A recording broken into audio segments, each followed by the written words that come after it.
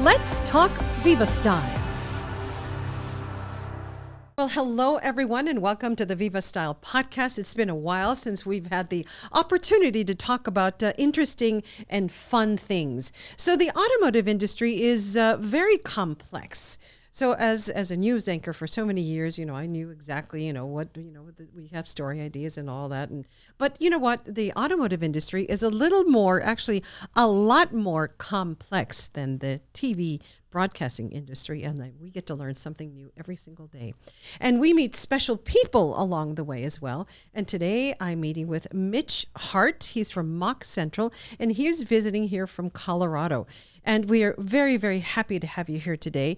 And there are several reasons why you are here, but the biggest reason is that we are just so excited and so grateful to MOC Central because MOC Central is the title sponsor for the second annual Stand with Estela Casas Cancer 5K at Ascarete Park on October 7th. So thank you so much. Thanks for having me, and we're glad to be a sponsor. Well, tell me a little bit more about MOC Central. I know we do business. Viva Auto Group does business with MOC Central, but tell me exactly what MOC does before we get into the details on why you chose to help out this charity. Okay, so MOC Central provides all of the Viva stores with automotive maintenance items, as well as what I would consider just household items. We sell everything from trash can liners to oil and everything in between. I share with people all the time that we truly are a one-stop shop for all the automotive needs, and that we can provide almost anything in a common office. So Viva is by far our largest client in El Paso and New Mexico, and one of the largest in our 8-state area. So we really appreciate you guys, and you do a really good job for us, and we in turn hope that we do a good job for you as well. Well, it's a partnership, like a business partnership as well. But you all are going deeper with us. Last year, you were a big sponsor as well. But this year, you decided to be the title sponsor for our. So this is the second annual. This is something very new to us. But the focus and the goal of the Stand with Estela Casas Cancer Foundation is to help uninsured men and women in our community by providing them mammograms and other cancer screenings. So our friendship, our partnership, our relationship is going deeper. It is, and we're glad to do that. The research itself definitely hits home with me. My wife's grandfather actually passed away from breast cancer, and I don't think a lot of people know that guys get it too. It's kind of a stigma for men actually when you get diagnosed with that. So it hit him really emotionally, and then we ended up losing him from it. So 1 in 1,000 men are diagnosed with breast cancer, and 1 in 8 women. So it is a lot more common in women than men. And, a lot of people ask, do men get mammograms? Yes, they do. Yes, they do. And they are very, very painful. And they also get tumors, and they also get ultrasound. So, it is kind of a stigma. I know 2 gentlemen in this community who were diagnosed with breast cancer, and they had their lump removed, and they're okay. So it is rare to hear from a man who loses the battle against breast cancer. It is, and I'll be the first to say I don't take great care of myself, and I don't do a lot of preventative maintenance, although that's my business with cars. It's not, the business that I do with myself, but these things are eye-opening. And I was speaking to my wife last night as we prepared for me to take off on this trip. And it did kind of hit home that, I need to do stuff. I need to make sure that I get properly screened for all cancers. But yeah, it does not run in my family, but it does in hers. So, it's definitely something to think about. And it's a very important thing that you guys are doing. So I think that as a man, and knowing somebody close to your heart and close to your family who died of breast cancer, does that change the way you, we are our best advocates, right? Our best health advocates. So has that changed the way you see your body? Are you doing breast self-exam? So I'm 51. I'm 51, and this year I just went to a doctor for the first time in 17 years. I don't go to the doctor. And like I said, yeah, it's typical man. And I'm going to, make a better effort. I've started on my blood sugar and my blood pressure. So this is just going to be a part of that, where you got to start paying attention, because if, we only have one life to live. Mm-hmm. Breast self-examinations are kind of tough on women, because we don't know always what to look for, because we're going to be very honest and very raw about all of this, but sometimes we need to talk about these things because people need to know, is that, women's breasts are lumpy. And so a lot of women really need to do those monthly breast self-exams so they know what to look for and find something that is different from the month before. So if you ever have the opportunity to go to one of those booths where they have the breasts, so you can feel what a cancerous lump feels like, please take advantage of that, because you may be able to save your own life by early detection. And I was diagnosed with bilateral breast cancer in 2017, and my tumors, stage 1, stage 2, were deep near the chest wall. So I don't even know if I would have found them myself. I found them through an ultrasound and a mammogram.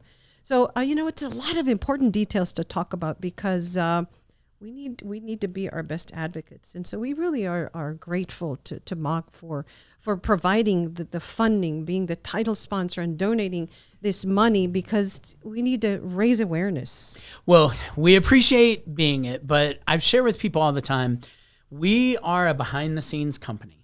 You won't see what we do at a dealership or at a facility on the walls. We don't have banners. I share with people all the time, MOC Central does not like being the hero. We just like being the checkbook. It is the way that the family that owns MOC Central, it is family owned. I worked in their dealerships for about 12 years before I moved into this aspect of their business.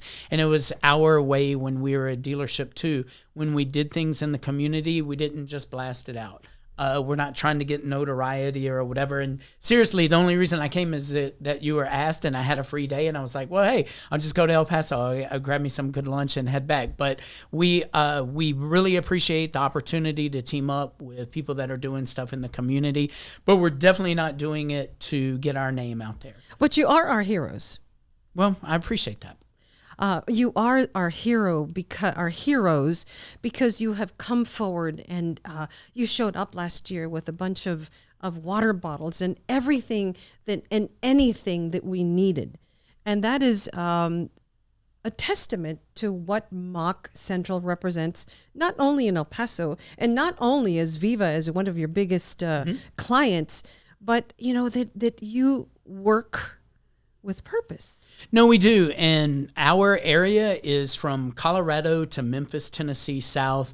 We have 3,500 clients that, are vary in size and shape, and we try to reach on a personal level with them. As the trainer, I get to visit many of those facilities, and my opening exercise is I share with people, if you want to be better at your job, and I often put that in air quotes because it means something different to everybody, that the best way to do it is just to show people your essence. What makes you, you? I ask people all the time, if you had one word to summarize what makes you special, what would it be? And I pull it out of them. And then I say, if you want to be better in the dealership environment, just go show more people tomorrow that attribute than you did yesterday, and this class was a success.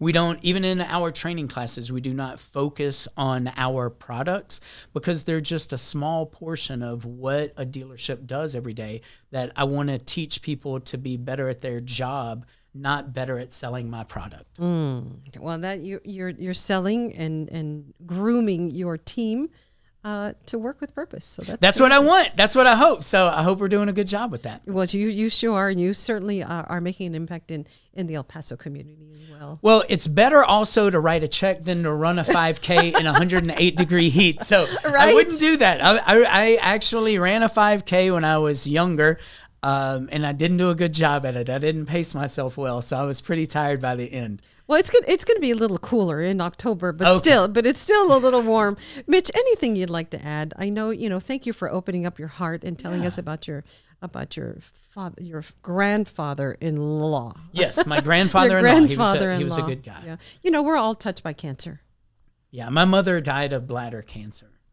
So yeah, it's something that's on my mind. It is, and on the plane ride out here, I thought about that a lot. So yeah, I'm glad that people like you step up and organize things, because it is much easier to just stroke a check than it is all the manpower that takes that. My wife has ran event planning for decades, so I know what's behind it. She used to work at a hospital and did fundraising for cancer research. So I got to be the guy behind the scenes and follow her around as she worked the room. So it is something that's special to us. And we're all connected somehow, but we truly appreciate MOC Central, and I know that you all are going to have a team out there the day of the 5K, October 7th. Everybody is invited. We're gonna provide a QR code for you all to sign up.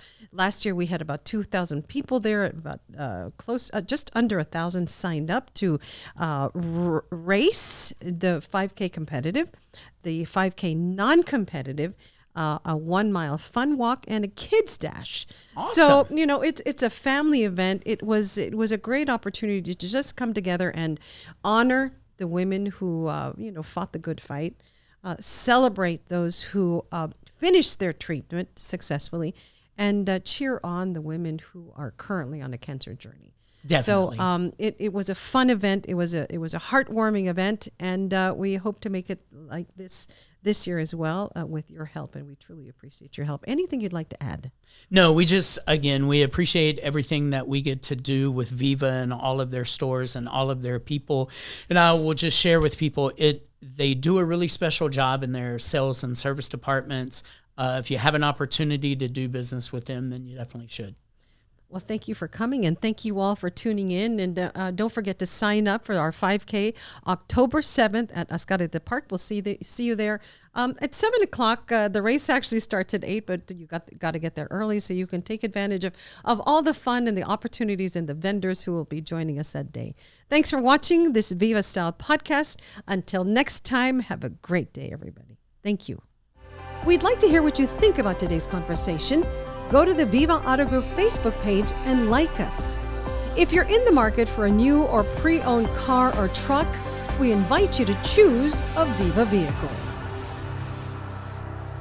They're mothers, daughters, sisters, friends, and neighbors, and they are at risk of developing breast cancer. That's why it's important to get a mammogram. But some women in our community can't afford one. The Stand with Estela Casas Cancer Foundation has been raising money to donate free mammograms and other screenings to uninsured women in our community.